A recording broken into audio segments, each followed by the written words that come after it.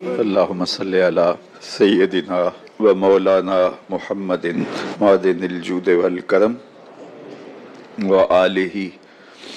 و صحبہ و بارک وسلم۔ ربنا اغفر ذنوبنا واستر عیوبنا وقلب قلوبنا ونور قبورنا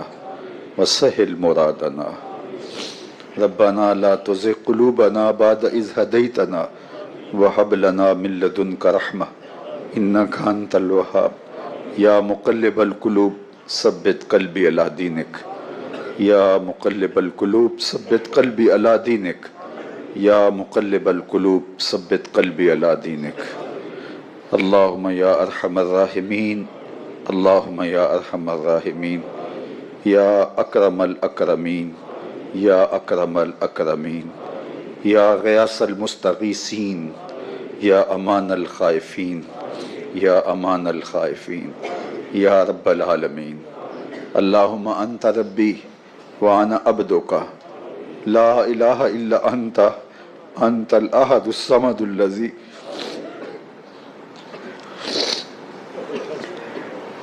انت الاحد الصمد الذی لم یلد ولم یولد ولم یکن له کفوا احد۔ اللہم یا رب العالمین، یا رب العالمین، یا رب العالمین۔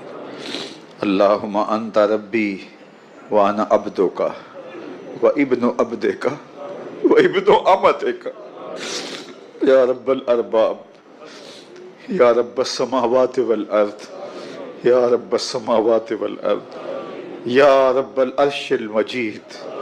یا رب العرش المجید، یا اکرم الاکرمین، یا اکرم الاکرمین۔ اللہم اغفر ذنوبنا، اللہم اغفر ذنوبنا، اللہم اغفر ذنوبنا۔ اللہ اتنے بندے ہاتھ پھیلائے تیرے حضور،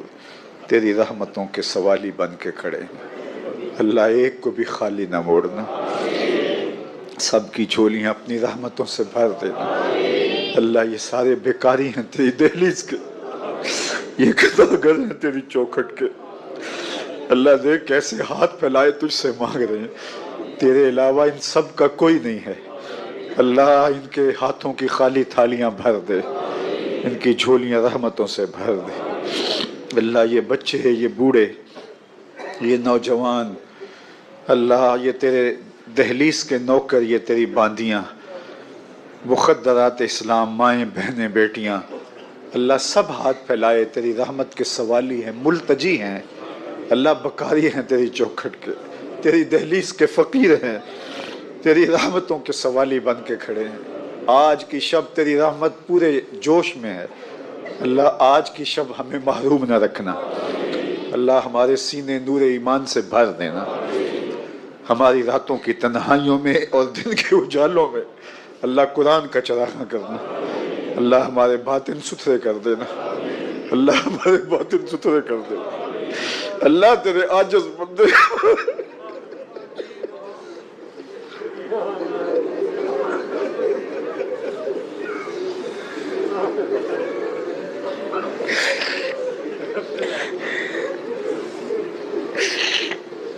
بادشاہ جرم مارا در گزار، ماں گناہ گاریم تو آموزگار، تو نکوکاری و بابد کردائے، جرم بے اندازہ بے حد کردائے۔ خدایا بحق بنی فاطمہ کہ برکول ایمان کنی خاتمہ، اگر دعوتم رد کنی ور قبول، منو دست و دامان آل رسول، منو دست و دامان آل رسول، منو دست و دامان آل رسول، منو دست و دامان آل رسول۔ اللہ ہم سب کی حاجتیں پوری فرما، جو بیمار ہیں اللہ انہیں شفا دے دے، جو دکھی ہیں ان کے دکھ دور کر دے، بے اولادوں کی گودیاں ہری کر دے، انہیں اولاد نرینہ بھی دے دے، اولاد مادینہ بھی دے دے۔ اللہ بے اولادوں کی گودیاں اولادوں سے ہری کر دے، اللہ ان کی جھولیاں بھر دے، تجھے تیرے رسول کا واسطہ دے کے دعا مانگتے ہیں، اللہ ان کی جھولیاں بھر دے۔ اللہ دکھیاروں کے دکھ دور کر دے، مشکل میں پھنسے ہوئوں کی مشکلیں دور کر دے۔ اے اللہ جو لوگ غربت کی لکیر سے بھی زندگی نیچے گزار رہے، اللہ ان کے لیے اسباب پیدا کر دے، اللہ فراواں اسباب پیدا کر دے، اللہ میرے ملک کی خیر فرمانا، میرے ملک کو امن کے گہوارے دینا، معیشت کا جمال، معاشرت کا حسن اور صالح اقدار کا نور دینا، اللہ ہر شعبے کے اندر نیک صالح حکمران عطا کر دیں، 56-57 اسلامی ملکوں کو غیرت دے دے، اللہ غزہ کے مظلوموں کی مدد،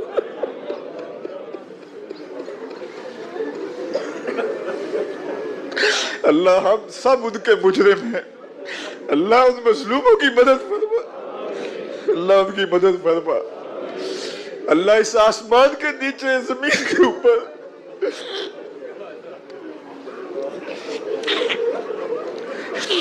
اللہ تیرے علاوہ ان کا کوئی آسرا نہیں رہا، اللہ ان کی مدد فرما۔ اللہ کل شب مسجد اقصی کے امام نے چیختے ہوئے تجھ سے جو دعائیں مانگی اللہ نے قبول فرما لے، اللہ ان کے مصائب ختم کر دے، ان کی تکلیفیں دور کر دے، اللہ غزہ کے مظلوموں کے حال پہ رحم فرما، اللہ اس امت کو کوئی صلاح الدین ایوبی عطا کر دے، کوئی محمد بن قاسم دے دے، کوئی عمر بن عبدالعزیز دے دے، کوئی فاروق اعظم کا سایہ بخش دے، اللہ اس امت کو کھویا ہوا وقار دے دے، اللہ اس امت کی بگڑی بنا دے، اللہ مسجد اقصی کی آزادی کی بہاریں عطا کر دے، اللہ مسجد اقصی میں آزادی کی بہاریں پیدا کر دے، اللہ یہ جتنے لوگ آئے ہیں ان کی فریادیں سن لیں، اللہ ہم سب کے گناہ معاف فرما دے، ہماری خطاؤں سے درگزر فرما، ہمارے گھروں میں برکتیں ڈال دے، اللہ ہماری بہن بیٹیوں کی خیر فرمانا،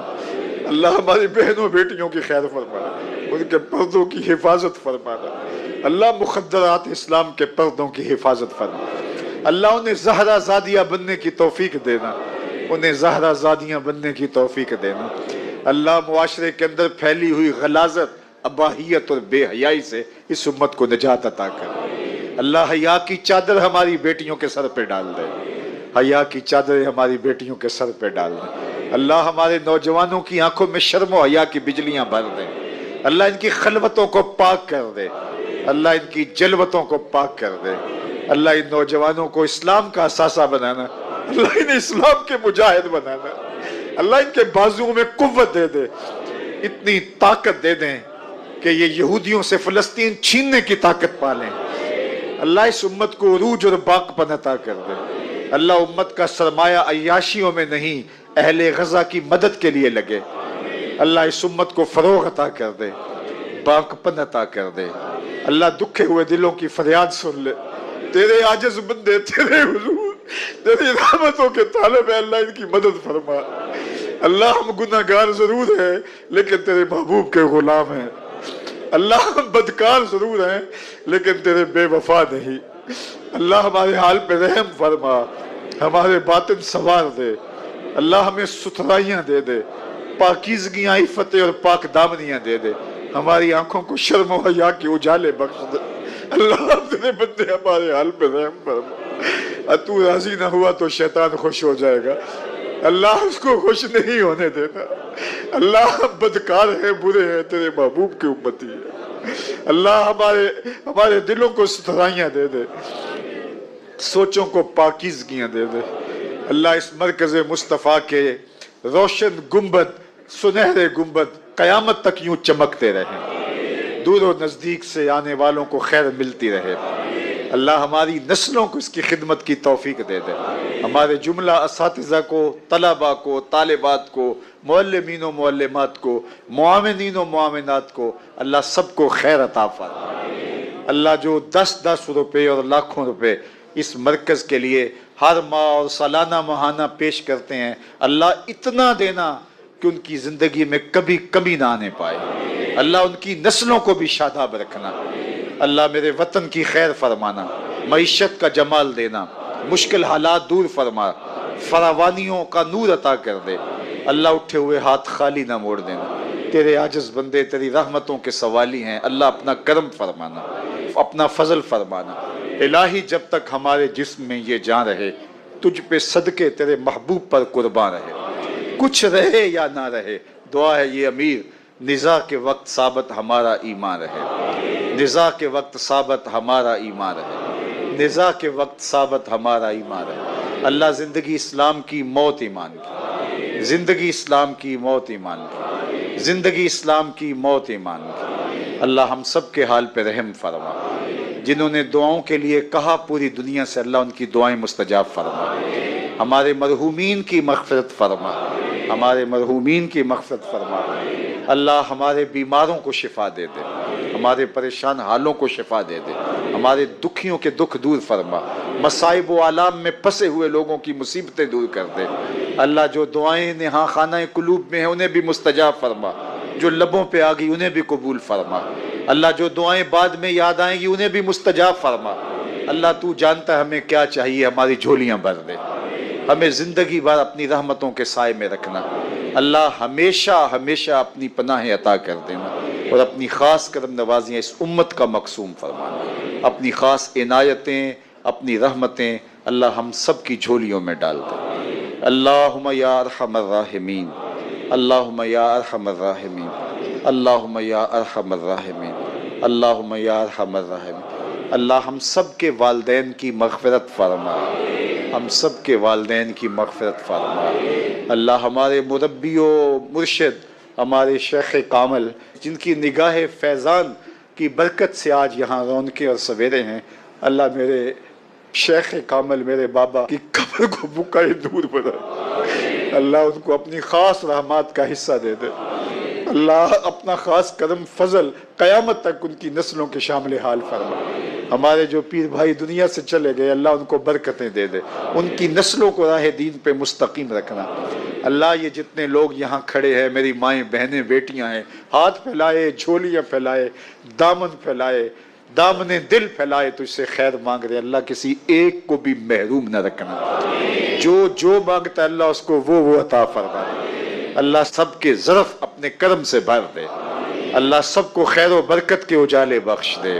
اپنی رحمتوں کے سائے عطا فرما دے۔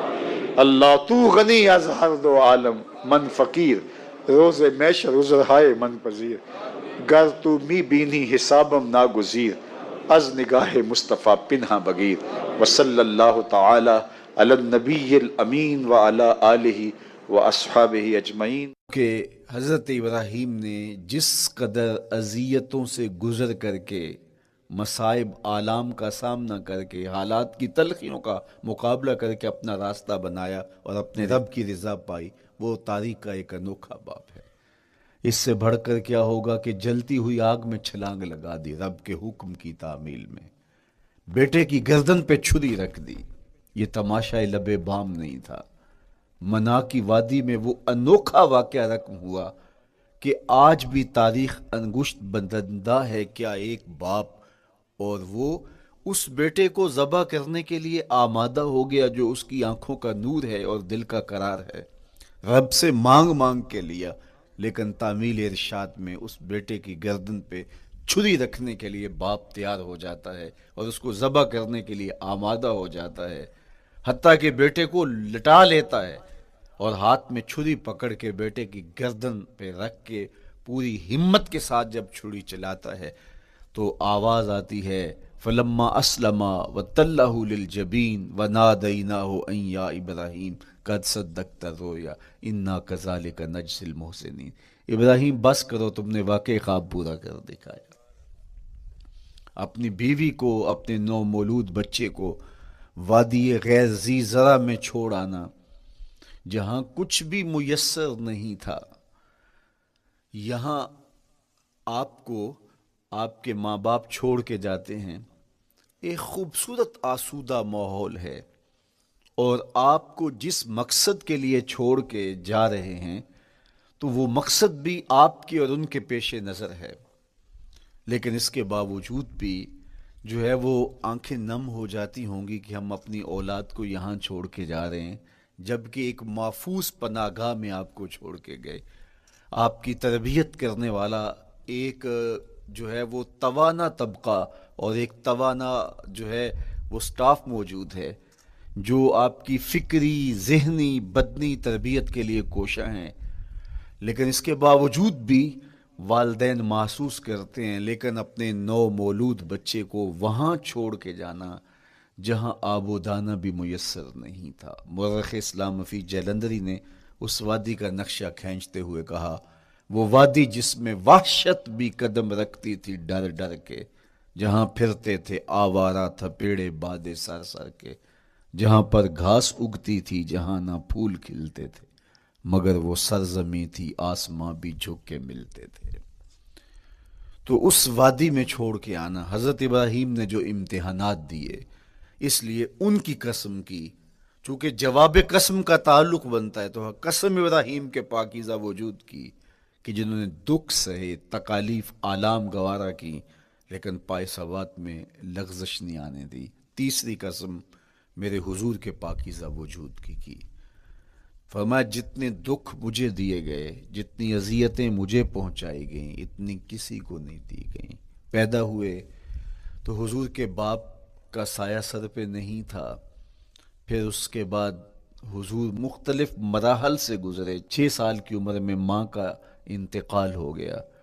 جب راہ حق میں لوگوں کو دعوت رشد و ہدایت دینے نکلے تو جو لوگوں کے رویے تھے اور جو اذیتیں لوگوں نے پہنچائیں وہ ایک الگ باب ہے۔ مکے کی گلیوں سے لے کے طائف کے بازاروں تک جن اذیتوں سے میرے حضور گزرے، ام المومنین سیدہ عائشہ رضی اللہ تعالیٰ عنہ فرماتی ہیں، ایک دن حضور کی بارگاہ میں حاضری تھی تو ہم نے عرض کیا، حضور کیا احد کے دن سے سخت دن بھی زندگی میں کبھی گزرا ہے؟ صحابہ کی نظر میں اس دن سے سخت دن کبھی زندگی میں نہیں آیا، اس لیے کہ جب 70 صحابہ کی لاشیں پڑی تھیں، حضور کے چچا حضرت امیر حمزہ شہید کر دیے گئے، اور نہ صرف انہیں شہید کیا گیا، ان کا مسئلہ کیا گیا، اعضائے بدنیاں کاٹ دیے گئے، ناک کاٹ لی گئی، زبان کاٹ لی گئی، بدن چیر کے کلیجہ نکالا گیا، اور پھر ان اعضاء کا ہار پرویا گیا، اور ہندا نے گلے میں ڈال کے رقص کیا، آنکھوں میں نیزے چبھوئے گئے۔ تو یہ دردناک دن تھا۔ تو حضور کے سر انور پہ سفید رنگ کی پٹی بندھی تھی اور چشمان رحمت میں آنسو تھے، اور بار بار فرماتے تھے ما فعل امی، میرے چچا کی کہانی سناؤ۔ تو یہ دردناک دن تھا جو صحابہ نے اپنی آنکھوں سے دیکھا۔ تو انہوں نے کہا حضور کیا احد کے دن سے سخت دن بھی کبھی زندگی میں آیا؟ ان کا خیال تھا کہ حضور فرمائیں گے ہاں یہ میرا زندگی کا مشکل ترین اور سخت ترین دن تھا، لیکن حضور نے فرمایا ہاں عائشہ، جب طائف کے بازاروں میں تیری قوم نے مجھے پتھر مارے تو یہ دن احد کے دن سے بھی سخت تھا۔ حضور ان کے 3 سرداروں کے پاس پیغام حق لے کے گئے، لیکن انہوں نے آگے سے جو رویہ اختیار کیا وہ اتنا اذیت ناک تھا۔ حضور نے فرمایا کہ ٹھیک ہے، میں تمہاری خیر خواہی کا جذبہ لے کے تمہارے تک پہنچا ہوں، تم نے میری دعوت کو قبول نہیں کیا، تمہاری مرضی، تمہارا مقسوم، چلو اب یہ بات میرے اور تمہارے درمیان رہنی چاہیے، اس بات کو راز رہنا چاہیے، اہل مکہ تک یہ بات نہ پہنچے۔ انہوں نے کہا ہم کیوں راز رکھیں، بلکہ اوباشوں کے ہاتھ میں پتھر دے دیے، اور حضور جب واپس ہونے لگے تو وہ حضور کے پاؤں پہ سنگزنی کرتے، حضور اپنا ایک پاؤں اٹھاتے تو دوسرے پاؤں پہ مارتے، شدت درد اور احساس کرب سے حضور بیٹھ جاتے تو ان کے غنڈے دائیں بائیں سے بڑھتے اور کندھوں سے پکڑ کے حضور کو اٹھاتے اور مشق سنگزنی کرتے۔ نالین خون سے بھر گئے، لخت لخت زخمی ہوا۔ اللہ اکبر، کیا دردناک لمحے تھے، کیا تکلیف بھری گھڑیاں تھی۔ تو کہا کہ جب طائف کے بازاروں میں تیری قوم نے مجھے پتھر مارے تو یہ دن احد کے دن سے بھی سخت تھا۔ اچھا، جب حضور پر اس طرح آلام و مصائب ٹوٹ پڑے تو حضور کے ساتھ جو صحابہ تھے انہوں نے کہا حضور ان کے لیے بد دعا کر دیجئے، تو میرے حضور بولے میں رحمت بن کے آیا ہوں، میں رحمت بن کے آیا ہوں۔ اللہ اکبر، ان کا تقاضا پہم بڑا تو حضور کے ہاتھ اٹھ گئے، اور پھر حضور نے جو کہا سنیے، اللہم اہد قومی فإنہم لا یعقلون، اے اللہ میری قوم کو ہدایت دے دے، یہ مجھے جانتے نہیں، اگر جانتے تو ان کا میرے ساتھ یہ رویہ نہ ہوتا۔ تو پتھروں کے جواب میں دعائیں دینا پیغمبروں کا حوصلہ ہوتا ہے۔ اللہ اکبر، مورخ اسلام مفید جلندری نے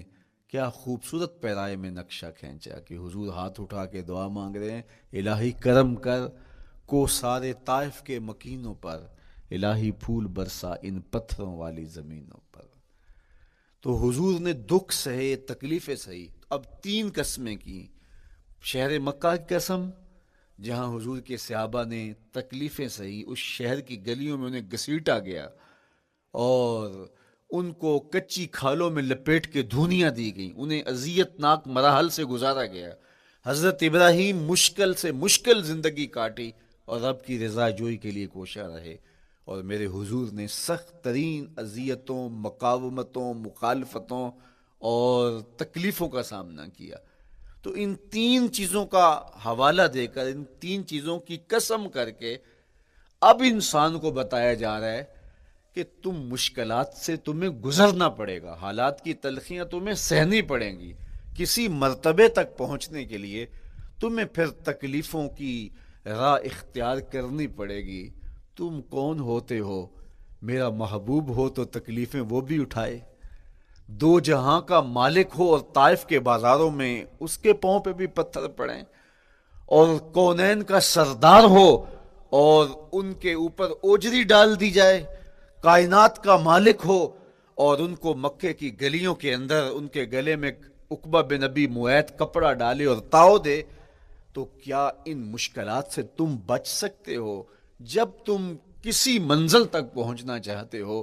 تو پھر یہ حوالے ماضی کے دیکھ لو۔ 3 قسمیں کر کے اس حقیقت کو بیان کیا کہ ابراہیم علیہ السلام کے وجود کو دیکھ لو، حضرت مصطفیٰ کریم علیہ السلام کی ذات ستودہ صفات کو دیکھ لو، اور مکے کی گلیوں میں صحابہ کے ساتھ جو ظلم اور جبر ہوئے اور انہوں نے جو مصیبتیں اور مشقتیں کاٹی، وہ ساری سیدنا و مولانا محمد معدن الجود والکرم صلاۃً و سلاماً علیک یا سیدی یا رسول اللہ۔ میں نے آپ کے سامنے قرآن مجید کے جو کلمات تلاوت کیے ان میں اسی حقیقت کو بیان کیا گیا۔ لا اقسم بہذا البلد، آغاز ہوا شہر مکہ کی قسم سے، قسم ہے مجھے اس شہر کی، پھر وجہ قسم بھی بیان کی،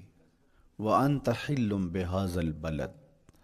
مجھے اس شہر کی قسم اس لیے کہ محبوب اس شہر میں تو جو بستا ہے، تیرا بسیرا ہے اس شہر میں، اس شہر کی گلیوں نے تیرے قدم چومے ہیں اور تیرے انفاس کی مہک اس کی فضاؤں میں بسی ہے، اس لیے مجھے قسم کہ یہاں تم رہتے ہو۔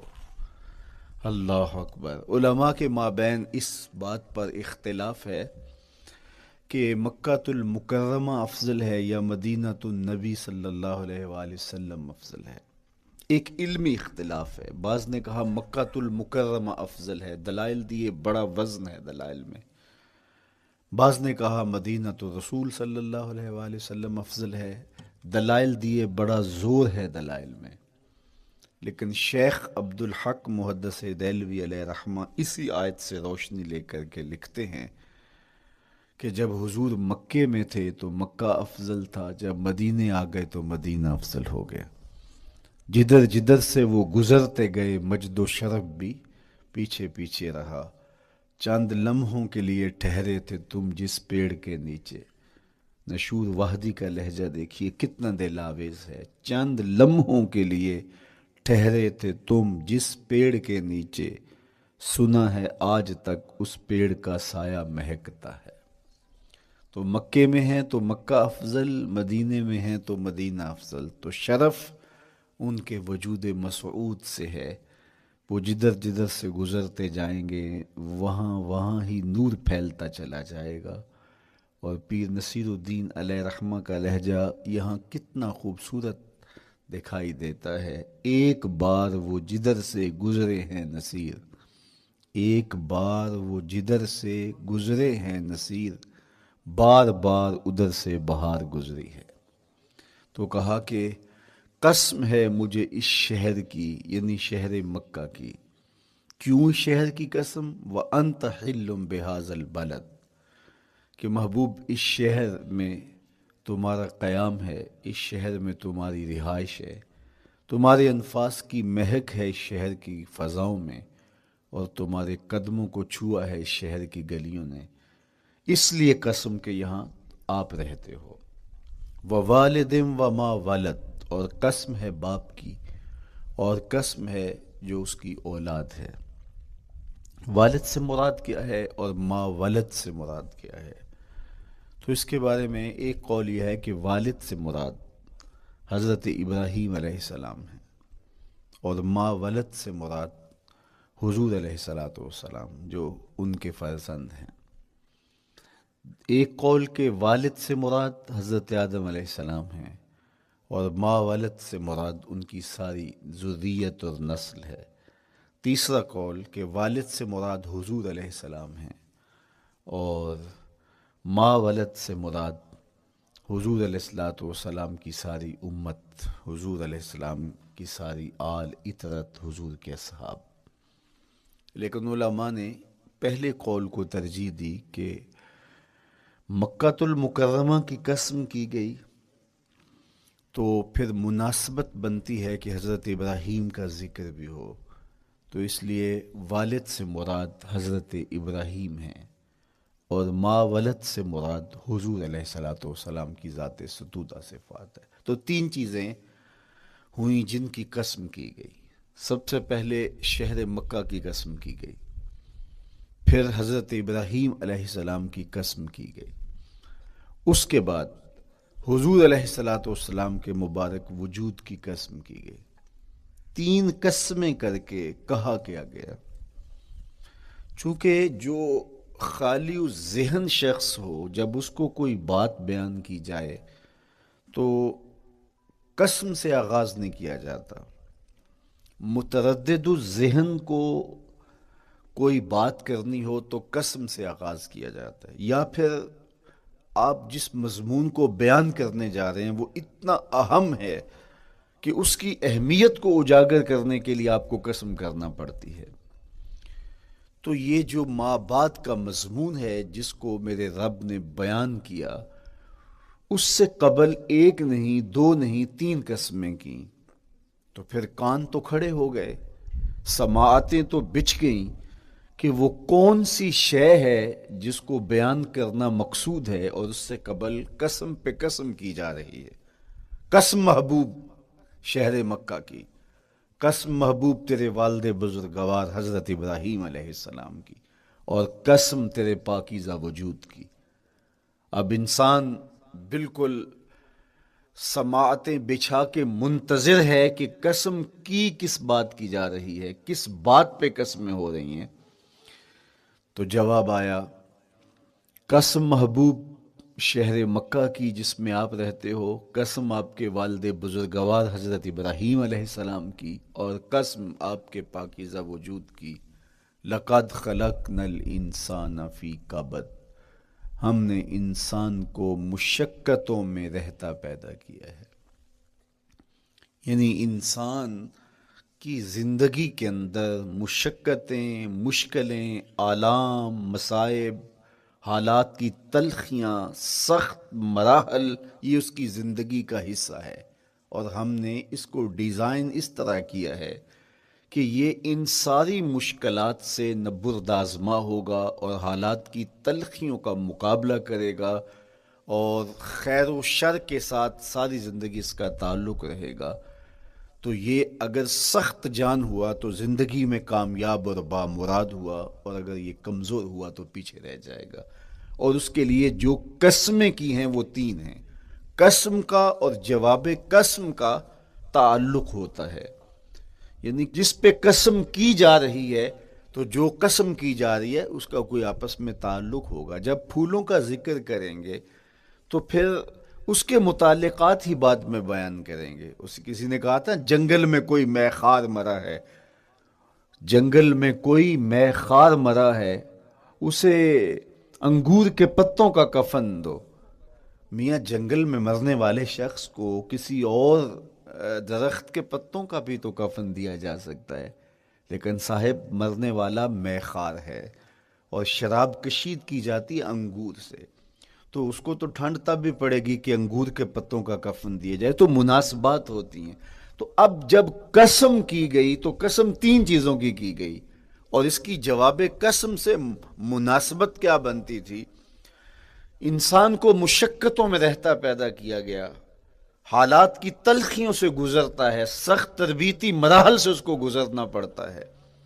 تو اس چیز کو بیان کرنے سے قبل 3 قسمیں کی گئی۔ پہلی قسم میرے حضور کے پاکیزہ شہر کی، مکہ المکرمہ کی، اس لیے کہ مکہ المکرمہ میں دیکھ لیجئے کہ صحابہ اور حضور کے ماننے والوں نے کیسے تلخ زندگی کاٹی۔ شجر اسلام ثمر بار ہوا تو ہمیں تو یہ کھلے ہوئے پھول دکھائی دیتے ہیں، لیکن ہم نہیں بھول سکتے کہ بلال حبشی کی پیٹھ پہ کیسے کوڑے برسے اور احد احد کیسے پکارتے رہے۔ تو ہم اس منظر کو دیکھیں، مکہ کے ان حالات کو دیکھیں، تو اس لیے قسم کی مکے کی، اور پھر حضرت ابراہیم علیہ السلام کی قسم کی۔